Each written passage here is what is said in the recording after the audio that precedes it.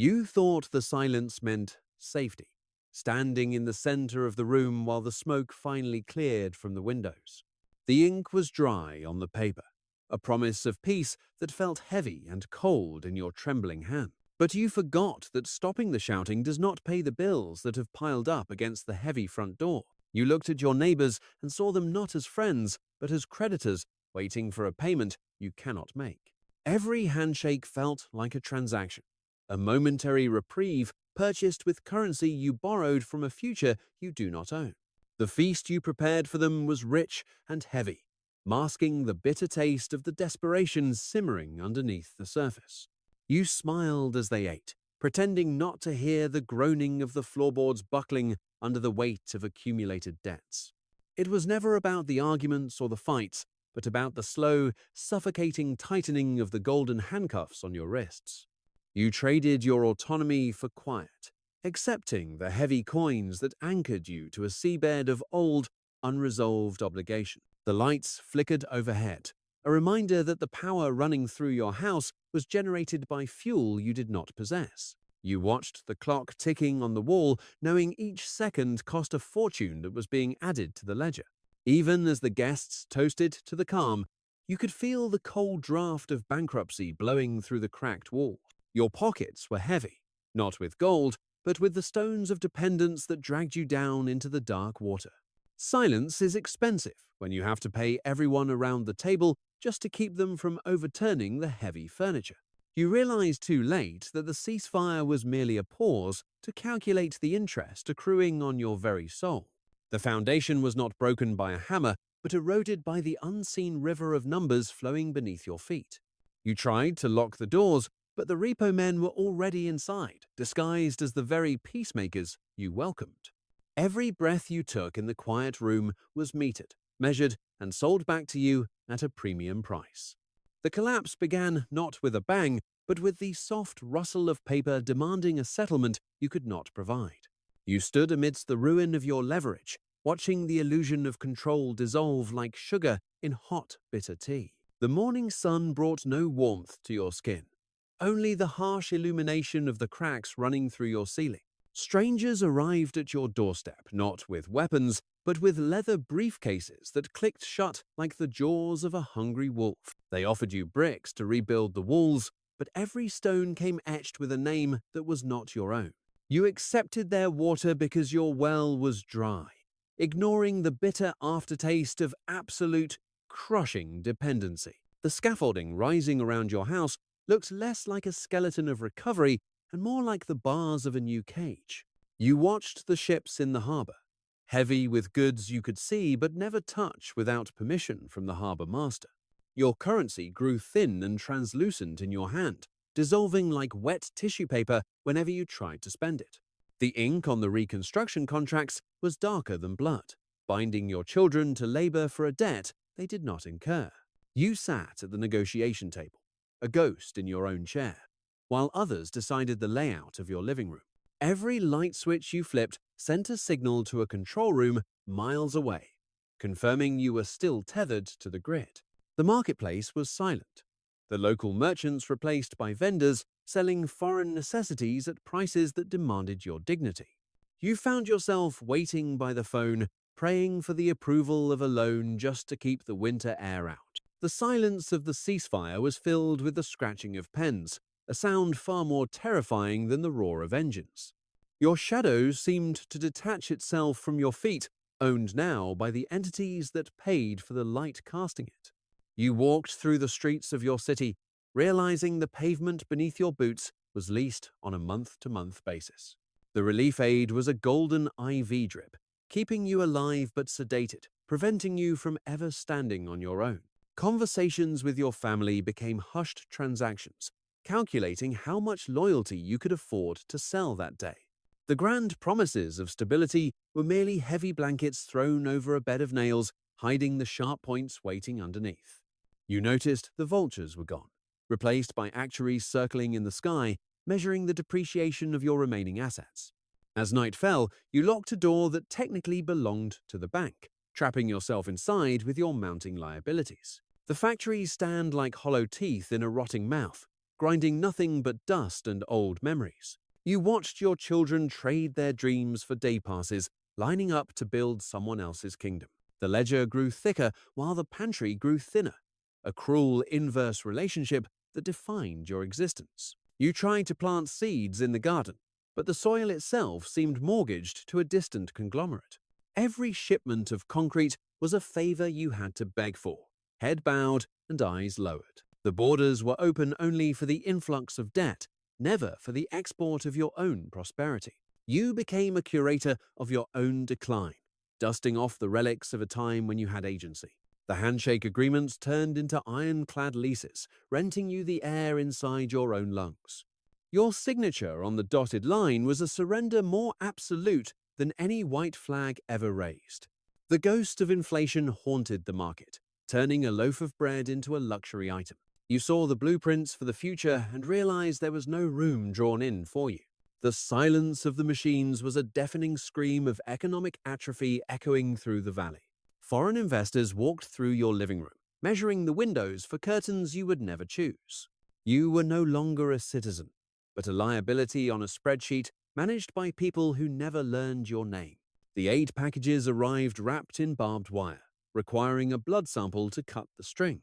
You watched the skilled hands of your people turn idle, their craft forgotten in the long, stagnant wait. The horizon was cluttered with cranes building towers that would cast long, cold shadows over your home. You realized that checkpoints were now digital, blocking transactions instead of travelers. The weight of the coin in your pocket was an anchor, dragging you down into the silt of insolvency. Peace had arrived, but it wore the tailored suit of a liquidator come to auction off the pieces. You wake to find the locks on your doors have been changed by a remote server you cannot access. The street names remain the same, but the pavement beneath your feet now belongs to a holding company across the sea. Your children speak the language of the creditors, forgetting the heavy, earthen words of their grandfathers in favor of efficient commerce. You sold the family silver to pay for the polish to keep the empty display case shining for inspections. The H trucks rumble past your house, delivering supplies to the warehouses of the well-connected while you watch from the window. You stand in line for hours, not for bread, but for a stamp on a permit that allows you to exist. The dust in the air tastes of pulverized concrete and the sharp copper tang of bad loans calling in their due. You watch the skyline fill with glass towers that reflect the sun but absorb no warmth for the streets below.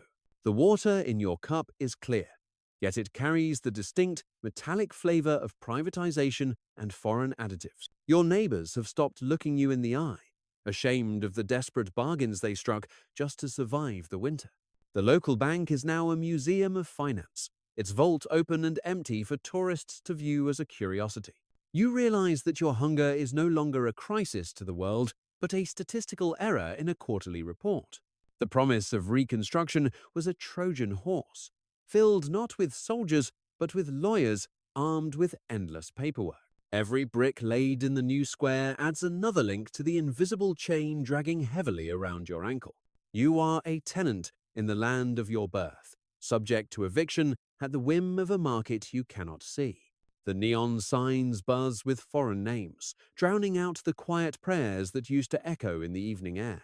You tried to speak of justice, but found that the word had been trademarked and removed from general circulation. The silence at night is not peaceful. It is the held breath of a city waiting for the repo man to arrive. Your heritage is being packaged, shrink-wrapped, and sold back to you as a souvenir in the airport gift shop. You are slowly realizing that the war did not end. It simply moved from the battlefield to the bank lobby. You watch the school bus leave, carrying your children to a curriculum drafted by a committee in a distant capital. The soil in your window box has turned grey, tired of trying to grow life in an atmosphere of suspended payments. You hold the title deed to your home, but the paper feels brittle, ready to crumble into dust at the slightest touch. The checkpoints are gone, replaced by invisible sensors that deduct a toll from your account every time you cross the street. You applied for a permit to repair the roof, but the approval is pending until you settle a debt from before the war. The medicine cabinet is empty, save for a bottle of sedatives prescribed to help you sleep through the sound of the economy crashing. Friends you once trusted now look at your possessions with the calculating eyes of potential buyers at an estate sale. The humanitarian convoy is just a parade of logos, a marketing campaign for corporations that profit from your destitution. You walk past the new luxury hotel, seeing your own reflection distorted in the glass that keeps the air conditioning inside. The waiting room of the employment office is the new battlefield, filled with veterans fighting for a minimum wage sweeping floors. You remember the sound of bombs with a strange nostalgia, for at least then the enemy had a face you could hate. The family heirlooms are gone, traded for a generator that hums a monotonous tune of temporary, expensive power. An algorithm determines your caloric intake, adjusting the supply chain based on your credit score and productivity potential. You feel the stress fracturing your bones, a physical manifestation of the compound interest weighing down your spine. The stars are invisible now, washed out by the floodlights of the construction sites building prisons for the insolvent. Your son speaks of leaving, his eyes fixed on a horizon that promises nothing but the same servitude in a different language. The leaders who signed the peace treaty have retired to coastal villas, leaving you to navigate the wreckage of their compromise. You realize that peace is not the absence of conflict, but the efficient management of your slow, profitable demise. The walls of your room seem to inch closer every day, the square footage shrinking as your purchasing power evaporates. You open your mouth to scream, but the sound is swallowed by the vacuum of a debt that can never be repaid. You pawned the gold watch of your history, receiving only pennies for centuries of accumulated time and memory. The street signs were repainted overnight, the old names covered by the bright, sharp logos of the new shareholders. Sleep became a luxury tax you could no longer afford to pay, leaving you awake with the counting ghosts. The bread you eat tastes like ash, baked in ovens fueled by the timber torn from your own fences. You reached out to hold a hand and found only the cold, smooth plastic of a mannequin awaiting a price tag. The birds on the wire look suspiciously like cameras, recording your inefficiency for a distant, unseen tribunal. You are bound by a contract written in a language that does not possess a word for mercy. The playground is silent, the swings sold for scrap metal to pay the interest on the public debt. You bumped into the glass ceiling of your allowance, a bruise forming slowly on your forehead. The tide brings in not fish, but plastic debris wrapped in the wet, dissolving invoices of the world. You looked at your passport and saw the expiration date had already passed, without you ever leaving the room. The experts arrived with clipboards to optimize your suffering into a manageable, predictable data point. Hope is a dangling carrot, leading you further into the dark, damp mine of perpetual obligation. The winter coat you wear is thin, rented by the hour from the company store at the corner. You scream into the void, and the void sends you a bill for the noise pollution you created. The songs of your ancestors are now jingles for high-interest loans you will never qualify to receive. You stand frozen at the intersection, waiting for a green light that was disconnected years ago to save power. The ground beneath you is not solid earth, but a floating raft of credit cards drifting out to sea. You are fading from the family photograph, replaced slowly by the watermark of the copyright holder. The victory parade was actually a funeral procession for your sovereignty, marching to a silent, heavy beat. You signed the final page, trading your birthright for a temporary extension on a loan you will never clear. The keys in your pocket no longer fit the locks, which were changed while you were distracted by the news. Your name is still on the mailbox, but the letters inside are addressed to the administrators of your estate. The quiet you prayed for has become a vacuum, sucking the oxygen out of the room until you gasp. You watch the sun set on a landscape that has been subdivided, zoned, and sold to the highest bidder. The charity they offer is a calculated investment, designed to keep you just healthy enough to continue working. You are a ghost in the machine, a glitch in the software that manages the flow of capital through your vein. The walls are not protecting you from the outside. They are keeping you inside so your value can be extracted. You tried to run, but realized the road itself is a tollway that charges you for every step you take. The memories of the conflict are fading, replaced by the sharper, more persistent pain of empty cupboards. Your heritage has been liquidated, The proceeds used to pay the consulting fees of the experts who dismantled it.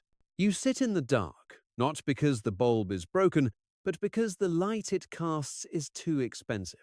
The ink on your skin is not a tattoo of rebellion, but a barcode scanning you into the inventory system. You hear the heavy machinery approaching, coming to harvest the last crop of hope you planted in the spring. The peace treaty was a deed of sale, and you were the asset included to sweeten the deal for the buyers. You look at your hands and see them turning into dust, eroding under the friction of endless, futile labor. The horizon is no longer a line of possibility, but a high wall built from the ledgers of your debt. You are drowning in shallow water, held down by the weight of gratitude expected for your survival. The grand reopening was a farce, a ribbon-cutting ceremony for a prison built without bars or guards. You close your eyes and finally understand that the ceasefire was the moment you truly lost the war. The flags hanging from the balconies are tattered, bleached white by a sun that no longer recognizes the colors. You sit in the debris of your survival, understanding finally that you have won the right to be evicted. The noise of the market returns, but it is the mechanical sound of your remaining assets being stripped for parts. You are a tragic case study in how to survive the fire only to freeze to death in the aftermath. The children born today will inherit a heavy black ledger instead of a land, a debt instead of a dream. You look at the map on the wall and see not borders, but the jagged red lines of a foreclosure notice. The relief you felt at the silence was merely the sedation administered before the amputation began. Now the surgeons are here, wearing expensive suits, carving away the pieces of you that still hold value. You tried to build a fortress of safety, but you built it on land leased from your creditors. The water rising around your ankles is not the tide, but the cold liquidity of your dissolved sovereign assets. You are safe now, safe in the way a preserved specimen is safe inside a glass jar of formaldehyde. The heavy iron door closes, locking you in with the ghosts of the choices you could not afford to make. You realize with a shudder that freedom was the first item sold to pay for the illusion of stability. The instability did not leave. It simply migrated from the streets into the marrow of your aching bone. You walk through the empty rooms of your history, hearing only the echoing tap of the auctioneer's gavel. The world has moved on to new spectacles, leaving you frozen in the amber of unpayable obligation. You are no longer a protagonist in your own story, but a subsidiary of a corporation you will never meet. The night is long and terrible, and you have sold the last of the candles to pay for the darkness. You stand at the window, watching the lights of the world burn bright on the fuel you provided.